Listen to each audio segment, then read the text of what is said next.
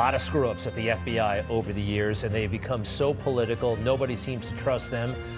There was a hearing today featuring this guy, the director of the FBI, Christopher Wray, a real swamp snake in my book. Some of our heroes, though, were asking the questions. One of them, Congressman Mike Johnson, Republican of Louisiana. Fascinating back and forth. We'll show you some highlights in a moment. But first, Congressman Mike Johnson joins us. Welcome back, sir. And good to see you. What did you think overall of how things went today? I think you described it well, Greg. He was evasive. He was either not prepared or unwilling to provide answers that the American people deserve, and many of which are long overdue. And we left the hearing very frustrated today, and I think millions and millions of people across the country feel the same way. Well, his evasiveness was very obvious, and he reports to us, he reports to the people, and you're our representatives, and I think he did himself a grave disservice and the people. Look, I have a pretty nice chunk all set up between you and the FBI director. Let's take a look.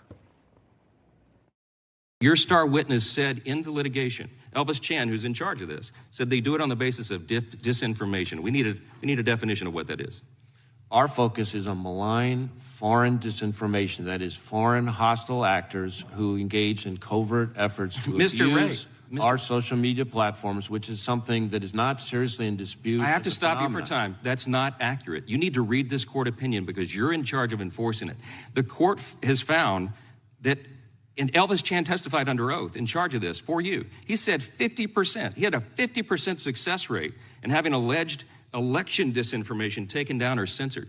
That wasn't just foreign adversaries, sir. That was American citizens. How do you answer for that? Well, first off, I'm not sure that's a correct characterization. Comes right out of the opinion. You should read it. Of his testimony. But what I would say is the FBI is not in the business of moderating content or causing any social media company to suppress or censor. That is not what the court has found. What I would also say is among the things that you listed off, I find ironic the reference to the lab leak theory. The idea that the FBI would somehow be involved in suppressing references to the lab leak theory is somewhat absurd when you consider the fact that the FBI was the only agency in the entire intelligence community to reach the assessment that it was more likely than not that that was the explanation.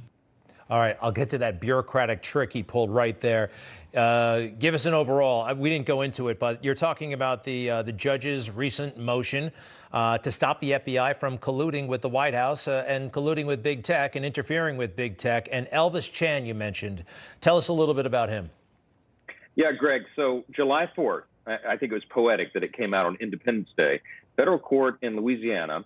There's a lawsuit brought by the Attorney General in Louisiana and Missouri because we knew that conservatives were being censored and silenced on social media. And they proved to the court issued an injunction and a 155-page opinion to back up that injunction. The court said the evidence shows clearly that the FBI was colluding and coercing with the big tech platforms to take off the voices they disagreed with. I mean, it is blatant, it is overt, and in the court's words, not mine, the court said it is arguably the most massive attack on free speech in United States history. That's your FBI today. That's Chris Wray's FBI that is engaging in the overt censorship of people they disagree with. This is tyranny, Greg, and there's no bigger story in the country, but the mainstream media is trying to bury this.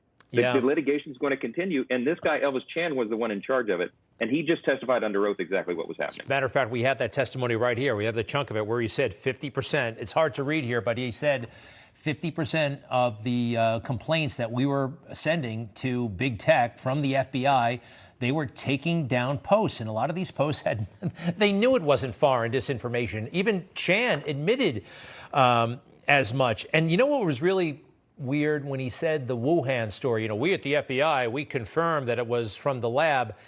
They confirmed that in February of this year. We're talking about the election in 2020. I mean, he's playing a game right in front of us, and he thinks, I don't know. So what's going to happen next? Is there going to be accountability? Well, that's the big question. And people are very frustrated that we can't get the bad leadership removed. And here's the reality. We have to remind everybody the political reality. We only have the majority, Republican majority, conservatives in one house of Congress, and a small majority at that. And under the Constitution, we only have the power, really, of the purse.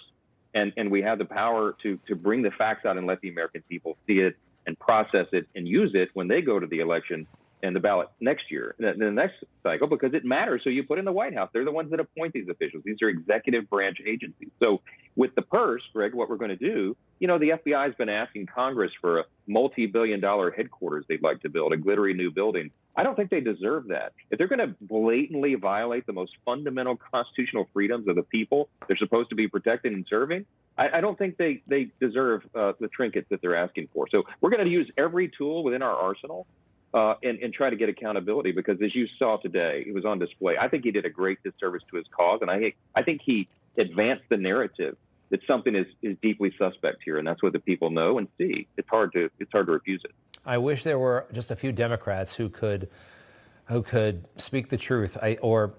Maybe they really believe it. I don't know. But as you saw, there was very little bipartisanship. And I don't blame our side, quite frankly. There's right and wrong here.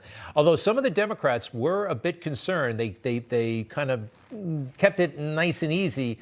But as far as the violations of privacy and the sharing of data. Well, yeah, those are bipartisan concerns, and we're glad they echoed that. But they looked over entirely and tried to ignore the mounting scandals that have stacked up through our oversight investigations through the various committees in the House, the Republicans.